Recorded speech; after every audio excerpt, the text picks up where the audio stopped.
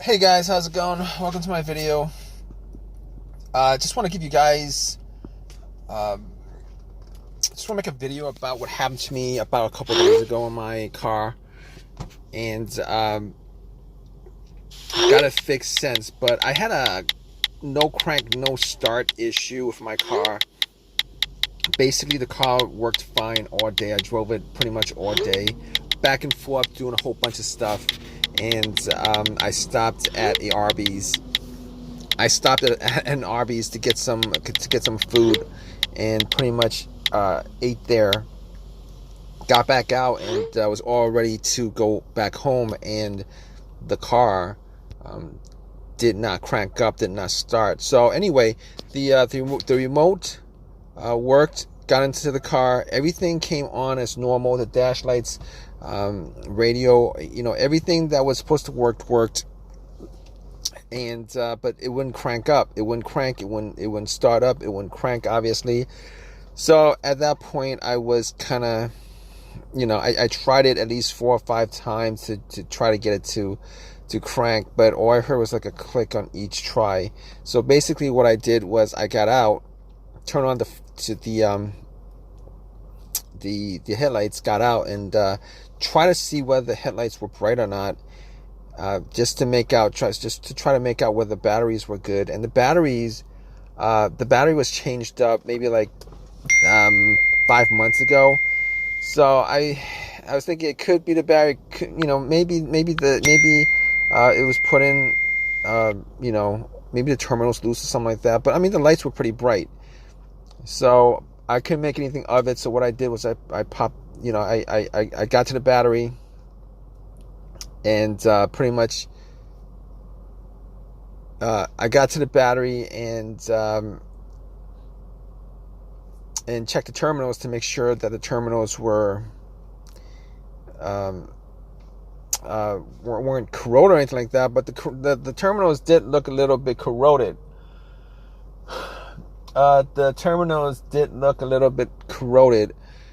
And what I did was I actually had some Coke, poured some Coke over it, fizzed it up, and I was able to wiggle it out. It wasn't loose. The terminals weren't loose or anything like that. I wiggled it out, took some paper towel, cleaned it up, popped them back on, and I cleaned it up pretty good, and tried to start it, and that didn't work out. It did the same thing. So at that point, I was looking at the ground wire, because I was scratching my head trying to figure out what the problem was, and checked out the ground wire and checked to see whether the ground wire was corroded, whether it was broken off from the frame. But the ground wire looked fine. There was a little bit of rust on it, but it looked fine. So I had no issues with the ground wire, and had no issues with that. But just to be sure that it wasn't the battery, what I did was I got a power pack that I bought from Walmart, and popped that on. It was at 75% capacity, but I turned that on and tried to turn on the car. Had the same situation. It still would not crank, would not turn on.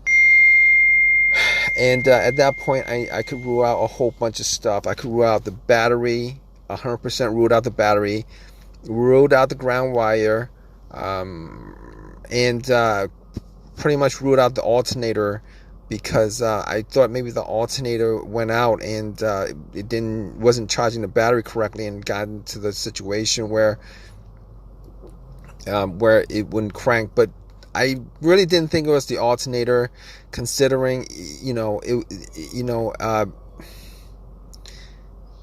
considering the headlights were pretty bright. The battery probably had, at the very worst, had enough juice to bright up to so I mean, I would have heard like some kind of slow crank if it was just a bad battery. But it wasn't a bad battery, it wasn't the alternator. I ruled all that stuff out. So after that, I was really confused as to what the problem was. And I remember the brake switch was one of the things that I knew that the brake switch having issues with the brake switch could cause a car not to start. So what I did was I actually had this kind of, you guys know what the club is, but it's for the brake pedal. So I actually took the club, extended it to my seat, and had the brakes depressed, and went out and to check the brake lights, and the brake lights were pretty, the brake lights came on. So if the brake lights didn't come on, then I could have probably, I could have probably deduced that it might have been the brake switch. But at that point, I was thinking to myself, all right, so I could rule all those things out. As far, it could have been a key fob too, but I changed up the battery on the key fob like 8 months ago, and I ruled that out. So at that point, I was like, okay, there's only a couple of things it could be, considering it's not cranking, it's not starting. I looked at the dash. There was no check engine light on the dash, but I took my OBD2 reader, popped it in, and ran it just to make sure that there was no issues with the car's computer, because I knew that it wasn't going to pick up any kind of codes, and very few times a code will pop up for a situation like this where it's a no crank, no start situation. And it ran all the way through. There were no codes. That pretty much told me that the car's computer is connected to the car itself, and that was the only reason why I did that, to check that out. So at that point, I was thinking to myself, there's only a couple of things else that it could be. It's either the fuse, or a relay, or the starter. But I didn't think it was the starter, because that starter was changed out about a year ago. But anyway, I actually got to the fuse box, checked out the fuses, and the fuses, I was trying to see the top of the fuses, see if I saw any fuses that were blown, brownish, whether there was any kind of, any kind of burnt smell coming from the fuse box. But I looked at all of them, and there wasn't any. I didn't have a fuse tester on me, but I didn't see any of them that were actually blown. So I recalled there were at least a couple of times where a fuse caused. I've had incidents where, not this car, but vehicles that I've had, where it caused the car not to start. Now, one of those situations was I actually had I believe the fuse to the ECU was blown, and what happened was the car would crank, but it wouldn't turn over, because there was it was either to the ECU or to the car's fuel pump. And once I changed that out, it worked after that. But this is not the same situation I was at the point, because the car wasn't cranking at all. The other time I had a fuse issue where it caused the car not to start was, I believe it was on a Honda Accord, where I was getting no power at all to any portion of the car. It was as if the battery was absolutely 100% disconnected, and it did turn out to be a fuse, but it was the main fuse on the car, where inside that fuse box, the main fuse that connected the battery to the fuse box itself was blown. And once I changed that up, that actually got it to start without any problem whatsoever. So basically, I was left with a couple of things. I was left with either the relay, one of the relays, particularly the starter relay, or the starter itself. And I was thinking to myself, the starter was changed out a year ago. There's a possibility that the starter could have gone out, because I actually bought a rebuilt starter for it, and starter was 100% warranted, for a lifetime warranty, but it was a rebuilt starter. I've had situations where a rebuilt starter, if you guys know anything about rebuilt starters, they actually literally rebuild the starter. You give them the core, and then they changed up certain parts. And I don't know.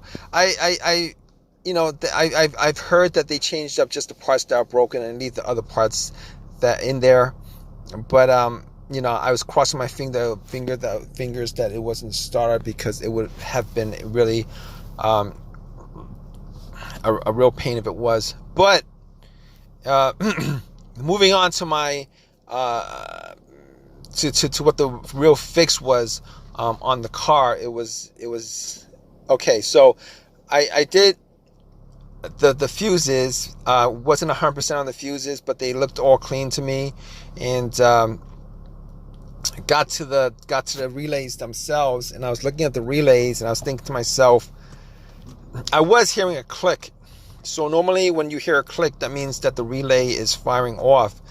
For the most part, a lot of times when you hear a click, and every time you try to start your car and it's not turning, it's not cranking, you hear a click, normally it's the relay that you're hearing. But I looked at the relay, popped it out, the starter relay, and I was looking at it just to see whether there was any kind of corrosion on there or anything that could have caused it to have issues and stuff like that. And couldn't see anything, couldn't see any issues with it. I was trying to listen to the relay when I was trying to start it, and what it did was it did the same thing. I heard it clicked.